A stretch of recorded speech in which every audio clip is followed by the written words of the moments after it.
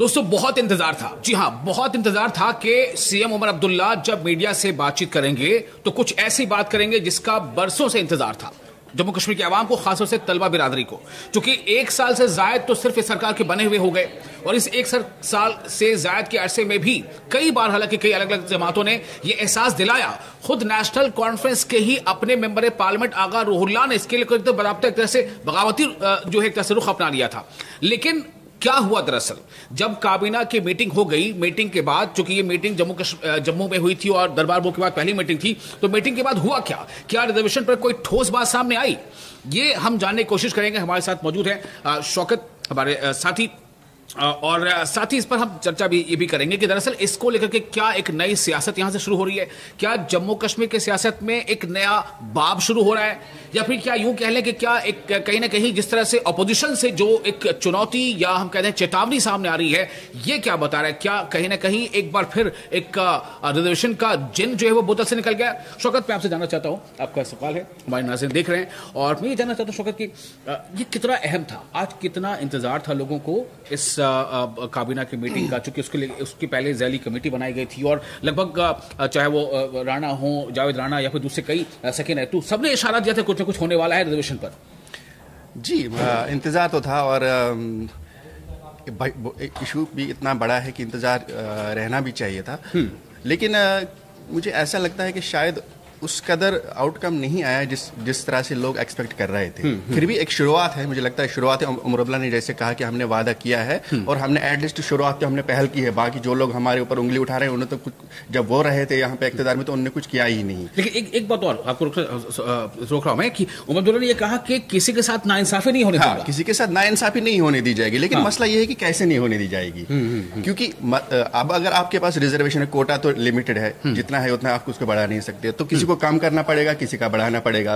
तो जिस तरह से अभी अफवाह है, जिस तरह से सोर्सेज जो है वो बोल रहे हैं कि जो आरबीए है और ईडब्ल्यूएस, इकोनॉमिकली वीकेस्ट सेक्शंस जो है, इन दो सेक्शंस का कोटा कम किया जा सकता है। अच्छा, ठीक है, अगर इन दो सेक्शंस का कोटा कम किया जा सकता है। आपको याद होगा कि 2019 के फैसले के बाद 2023 में जो कुछ नई कैटेगरीज बनाई गई थी रिजर्वेशन के दायरे में, जिनको लाया गया था, उनमें भी ये है। तो वो उनको बीजेपी का सपोर्ट है, बीजेपी उनके हक में है। तो अगर उनके में से किसी का कट किया जाता है तो फिर क्या होगा? तो जैसे आप बोल रहे थे कि ये एक ऐसा जिन है कि शायद जो इनका साथ नहीं छोड़ेगा, मुझे लगता है कि अभी अगर आज जो भी फैसला हुआ है, अब वो एलजी के पास गया है, पहले तो ये भी देखना है कि एलजी का क्या उस पर रहेगा, कहीं वो रोड़े नाटका है इनके इसमें। इसलिए शायद उमर अब्दुल्ला ने ये कहा कि अभी चूंकि जिन 22 अलग अलग मुद्दों पर बातचीत हुई है, उन्होंने शुरू में तो हालांकि गिनाया कि हमने इस पर भी बात की, हमने इस पर भी बात की, कि सबसे अहम जो उन्होंने कहा रिजर्वेशन, और उस पर फिर वो आकर रुक गए, और साथ ही ये कहा कि हमारा ये वादा भी था और हमने इस पर कदम आगे बढ़ाया है, और लेकिन हम किसी के साथ नाइंसाफी नहीं होने देंगे। अब मैं इस पर आना चाहता हूं कि उमर अब्दुल्ला ने अपने इसी खिताब में यह भी कहा कि मुझे धमकियां मिल रही हैं, तो इससे क्या मतलब निकाला जाए? ये धमकी कौन दे रहा होगा और ये क्या धमकी, किस नौयत की धमकी होगी? क्या ये सियासी धमकी है या फिर कुछ और? जाहिर मुझे लगता है कि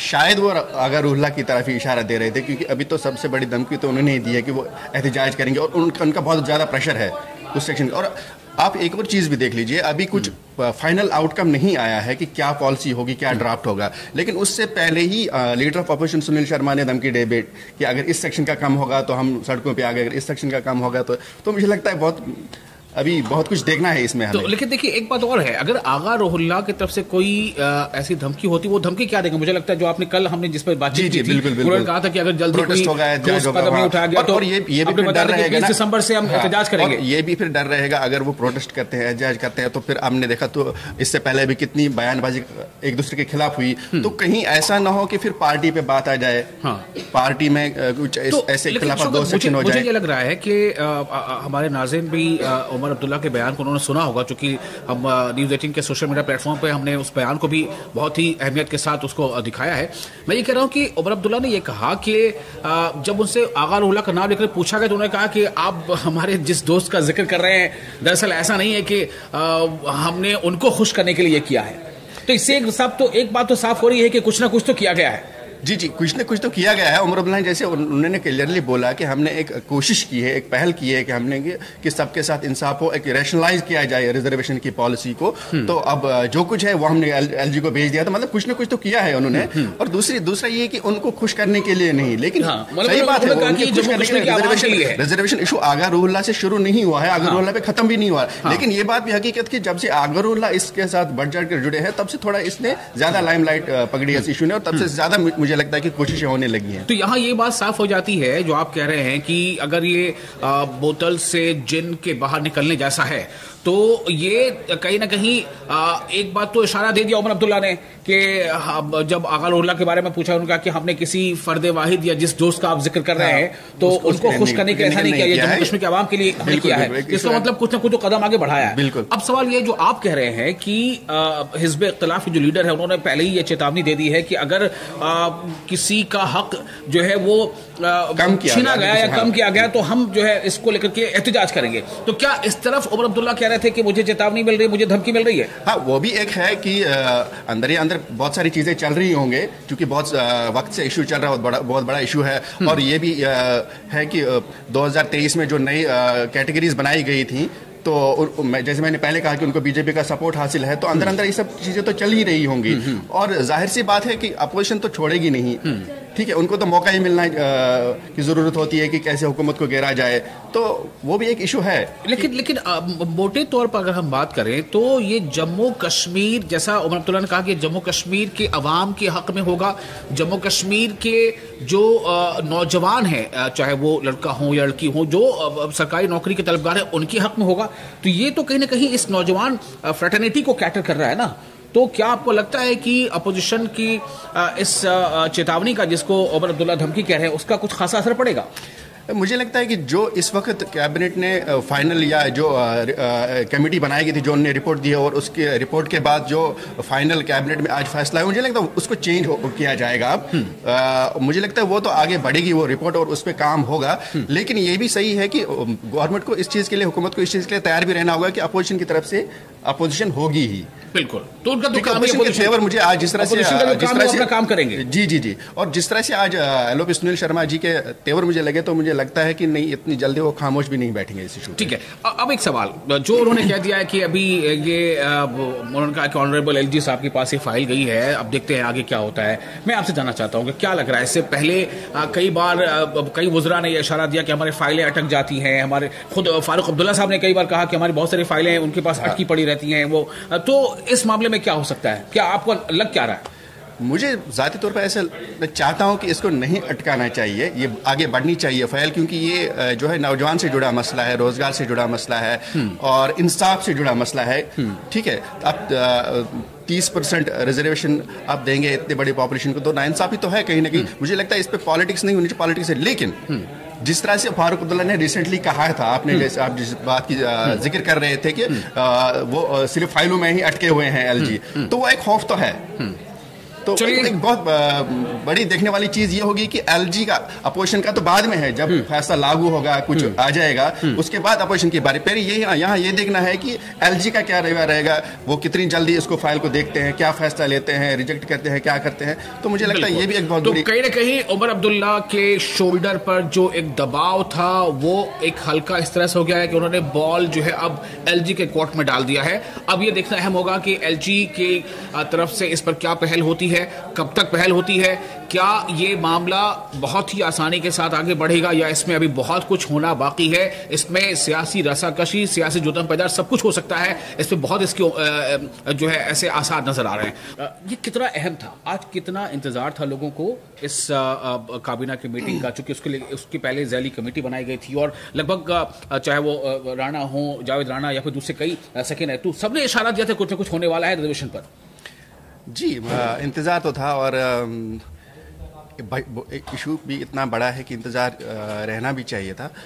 लेकिन मुझे ऐसा लगता है कि शायद उस कदर आउटकम नहीं आया जिस तरह से लोग एक्सपेक्ट कर रहे थे। फिर भी एक शुरुआत है, मुझे लगता है शुरुआत है। उमर अब्दुल्ला ने जैसे कहा कि हमने वादा किया है और हमने एटलीस्ट शुरुआत तो हमने पहल की है। बाकी जो लोग हमारे ऊपर उंगली उठा रहे हैं उन्होंने तो कुछ, जब वो रहे थे यहाँ पे इख्तिदार में, तो उन्होंने कुछ किया ही नहीं। लेकिन एक बात और आपको रोक रहा हूं मैं कि उमर अब्दुल्ला ने यह कहा कि किसी के साथ नाइंसाफी नहीं होने देगा। किसी के साथ नाइंसाफी नहीं होने दी जाएगी, लेकिन मसला यह है कि कैसे नहीं होने दी जाएगी। क्योंकि अब अगर आपके पास रिजर्वेशन है, कोटा तो लिमिटेड है, जितना है उतना आप उसको बढ़ा नहीं सकते, तो किसी को कम करना पड़ेगा, किसी का बढ़ाना पड़ेगा।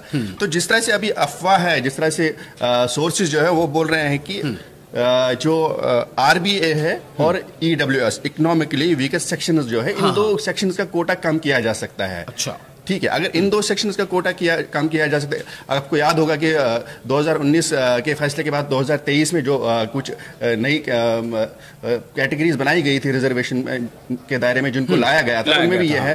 तो वो उनको बीजेपी का सपोर्ट है, बीजेपी उनके हक में है। तो अगर उनके में से किसी का कट किया जाता है तो फिर क्या होगा?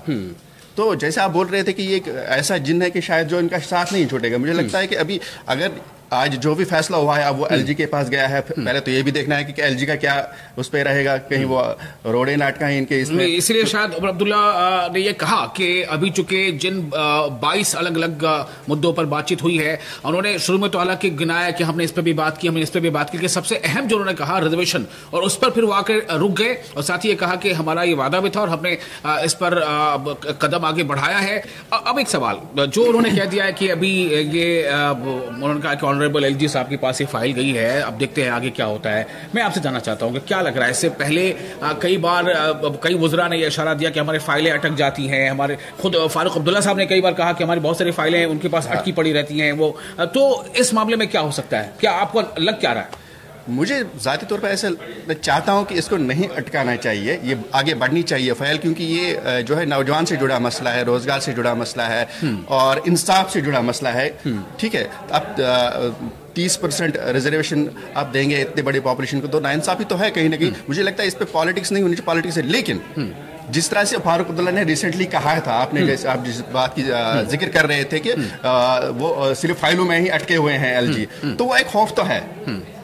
तो एक बहुत बड़ी देखने वाली चीज ये होगी कि एलजी का अपोजिशन का तो बाद में है, जब फैसला लागू होगा, कुछ आ जाएगा, उसके बाद अपोजिशन की बारी। पहले यहाँ ये देखना है कि एलजी का क्या रवैया रहेगा, वो कितनी जल्दी इसको फाइल को देखते हैं, क्या फैसला लेते हैं, रिजेक्ट करते हैं, क्या करते हैं। तो मुझे लगता है ये भी एक बहुत बड़ी, कहीं ना कहीं उमर अब्दुल्ला के शोल्डर पर जो एक दबाव था वो एक हल्का इस तरह से हो गया है कि उन्होंने बॉल जो है अब एलजी के कोर्ट में डाल दिया है। अब ये देखना अहम होगा कि एलजी की तरफ से इस पर क्या पहल होती है, कब तक पहल होती है, क्या ये मामला बहुत ही आसानी के साथ आगे बढ़ेगा या इसमें अभी बहुत कुछ होना बाकी है। इसमें सियासी रसाकशी, सियासी जुतम पैदार सब कुछ हो सकता है। इसमें बहुत इसके जो है ऐसे आसार नजर आ रहे हैं। बहुत शुक्रिया, आप बने रहे। शुक्रिया, आपका भी शुक्रिया। और आप देख रहे थे न्यूज़ 18 का सोशल मीडिया प्लेटफॉर्म। मैं हूं आपका मेजबान विशाल।